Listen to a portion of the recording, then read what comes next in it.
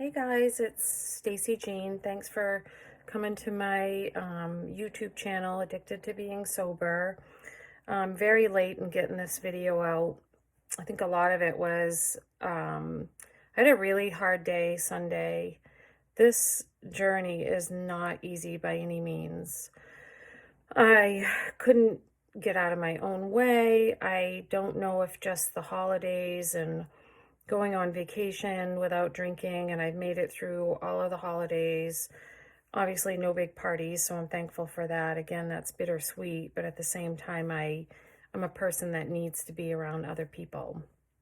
And Sunday, I couldn't do it. I didn't want to get out of bed, and I finally, hours later, got out of bed and, noonish, took a shower and then crawled on the couch and turned the television on and fell back asleep and woke up again at like 4. And my husband is like, what is going on with you? This is not your behavior.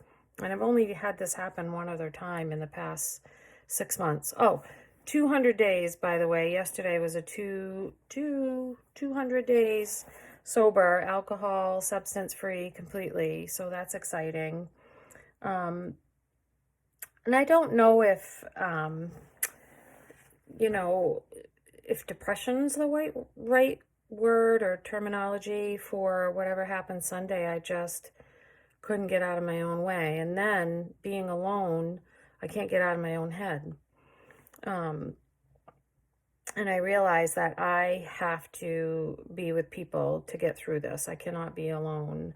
Alone is, where I've been for many, many years. I think that's the biggest thing, at least for me, and I'm sure a lot of other alcoholics, is it is a lonely place to be when you are drinking.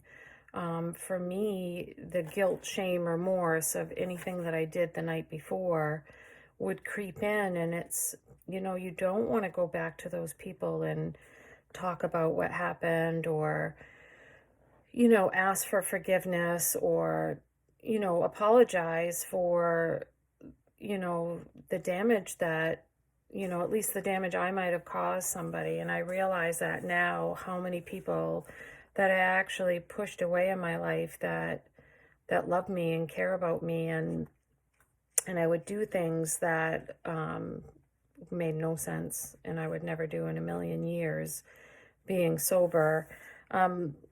Went to a meeting tonight, a step meeting, and it was on step 5. And hopefully I'll pronounce this correctly, but this struck out at me like too well. It says, there was always a mysterious barrier where we could neither surmount nor understand. It was as if we were actors on a stage, suddenly realizing that we did not know a single line of our parts. That's one reason we loved alcohol too well. It did let us act extemporaneously, but even Bacchus boomeranged on us. We were finally struck down and left in terrified loneliness. And if that isn't a powerful statement, I don't know what is. And it's so true. The behavior there was no planning. I would go out and say, I'm going to have one drink, and that never happened. The first drink always got me drunk. That led me to the second, to the third, the fourth. Then there's that one too many where I'd cross the line. And then the behavior was, irreversible. It's irreversible damage. I cannot go back and change. And now, I have to go on and hopefully, the people that I need to apologize to, if I haven't already, or I have, truly forgive me. And that is so hard, because it's just to actually go through the things that I've done is super hard. It's like avoiding it. If I think in my head, if I avoid it and I don't think about it, it's not there, but it is there.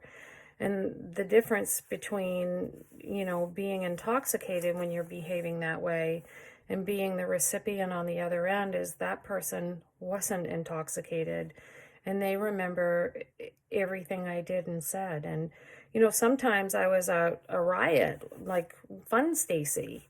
And then those times where there was one drink too many and I crossed the line and, belittled or embarrassed people in public.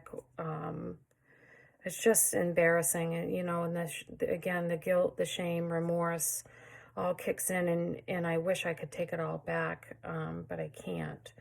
And so that's just a big part of this journey is, you know, coping, dealing with it, and understanding that I can't change it, but all I can do is not behave like that ever again. Not a drop of alcohol is ever going into this body ever again. I think that's the biggest thing for me is the pain that I've caused other people is tremendous pain and a guilt in the pit of my stomach that you can't take it away, and I have to learn to forgive myself, and that is probably the hardest of all. There's other people, my family and my friends that know who I am they can forgive, but for me to even forgive myself is probably the hardest of all of it.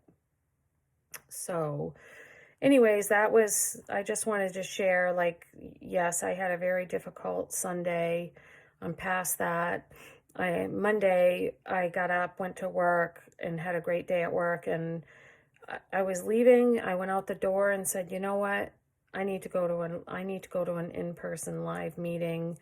And there was a recommendation for me on Monday nights, and I drove 45 minutes completely out of the way to get to this meeting by 7 o'clock at night, and I'm so glad I went. I met some wonderful people, and what's nice about, going to the meetings, not just the out treatment program or in treatment, but with AA, it's just the people that you meet and the friendships that you gain are incredible, and it's hard for people who aren't, if your brain doesn't work like mine, it's hard for people to understand what it's like. But when you're in those halls of the AA, everybody in there understands what each other is there for and what they've gone through. And not every story starts the same or ended the same, but we all have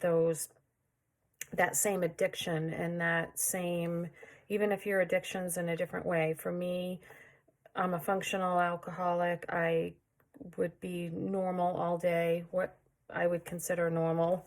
But then, as soon as I had that first drink, I have no switch. I don't know where to stop. And I know that, unless there's a cure for this disease, nothing's ever going to change that. So the only way to avoid, making an absolute total fool or ass of myself is to not drink. And I don't want to. I love waking up and being free, having that clear mind in the morning and remembering again, and I know I keep saying this over and over again, but there's just nothing like waking up clear and fresh minded and remembering everything from the day before, the night before, and just embracing life and realizing that I don't need alcohol to fit in. I don't need it to feel comfortable. I don't need it to loosen up my personality. I have to learn that you're either going to like me or love me for who I am, and if you don't, it's none of my business, right? So I'm going to close with my quote. I feel like it's a good one on forgiveness. People hurt each other. It happens to everyone, intentionally, unintentionally, regretfully, or not. It is part of what we do as people. The beauty is that we have the ability to heal and forgive. So that's my quote for the night, and I'm going to try to do my video of this week Sunday. So you may be in luck and get 2 of me this week. So peace. I love all of you.